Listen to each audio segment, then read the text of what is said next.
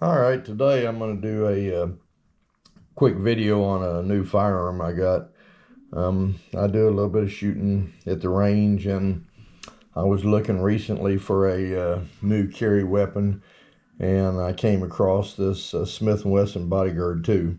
A friend of mine had one and spoke real highly of it, so I thought I'd give it a try.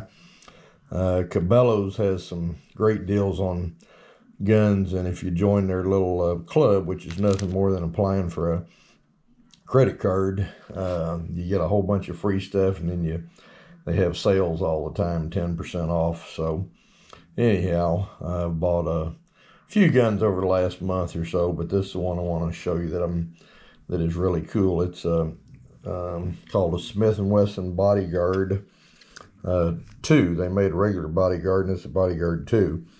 You can see how small it is. It is a 380, and it comes, when you get it, in the box with a 10 round and a 12 round magazine. I have a couple holsters that I'll go over in a minute and show you, and then I got a little product down here that I want to show you also. If you get out and research this gun, you'll find out it had a couple inherent problems, but the gun fits your hand so well that people have kind of just worked their way around the issues and worked through them. One of the issues when you get it, they make it with and without a safety. I chose to get the safety, even though it has a trigger safety. I wanted the manual safety too. It works from either side. But when you first get it, it is so tight you can barely push it up and down.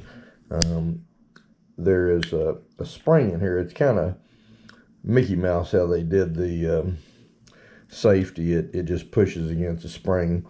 And I'm not going to go into how to fix it other than tell you there's another YouTube video out there, but you just put a little screwdriver in there and push on that spring and compress it some, and the thing works like a champ, where you can work it with one thumb.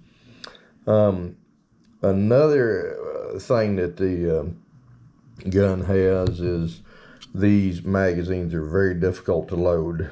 You'll read about some modifications to the little follower in here, the little orange plastic deal that may need to be cut off. Mine didn't need that done, but they're very difficult to get them loaded up with the 10 and 12 rounds. So I'm still breaking these in. I just got back from shooting a couple hundred more rounds with the weapon. But let's take it apart. So to take it apart, you just rack it back, and then this little guy here, you flip around. Okay, so it's there in normal use, and you flip it around. Then you can dry fire it and take the slide off. So this is the guide rod with dual spring, and this is we'll go ahead and take it off. This is the next issue that the gun has, in my opinion, the worst issue.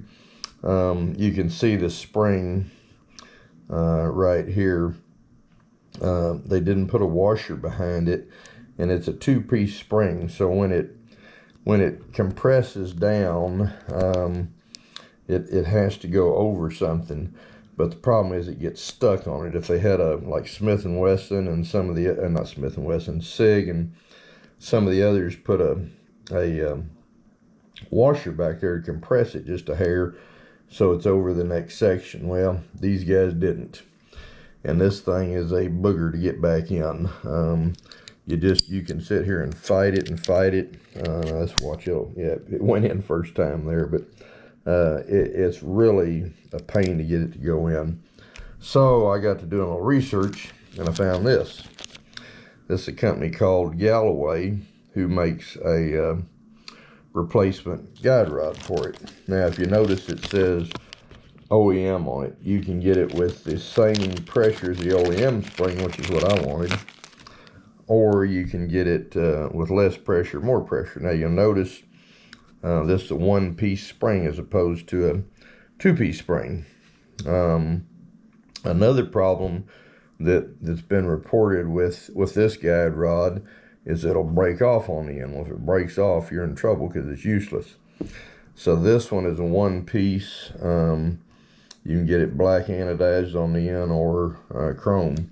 So being a one-piece spring, a guide rod with one-piece spring, it fits right in real easy. That's just, it goes in that quick. I hadn't shot with it yet until today, and it was flawless. Just worked great. So that's what I'm going to leave in it now. The old one's going to go in the package that the new one came in, and it'll stay. You can see with the 10-round magazine, it's short. It's almost a little short for my hand. But then you can put a 12-round in it, and it fits a little bit better. But I carry this gun as my carry weapon. I carry it with the 10 rounds. I have a couple holsters for it, depending on the mood I'm in. This is a Don Hume holster. A lot of people look at these things and say, hey, they're a little small half holster and the gun isn't going to stay in, but that's far from the truth. These are great holsters. They're made up in northeast Oklahoma, and they're really good. I have them for several guns. It's an out of waistband holster. The gun fits tight. It protects the trigger. Of course, this one here's got safety too, and it really fits tight to your body. The other option that I'm trying to get used to is an end-band waist holster. In my opinion, it's not quite as comfortable, but it does hide the gun better. This one is, I like these. It's made by a company called Tulster, T-U-S-T-L-E-R, and they sell direct and they sell off Amazon. These have a real positive lock to them, and you can see they have a adjusting screw right there where you can adjust the tension. So this gun here, if you notice, it clicks in place, and this goes inside your waistband. I'm not going to model it for you, but you can barely see the thing when it's in there. And it's a positive click, and it stays in real good. So anyhow, the main thing I wanted to show you was this spring. I think that spring was about 30 bucks, and it was a real good investment. If you have this gun, I'd highly recommend it.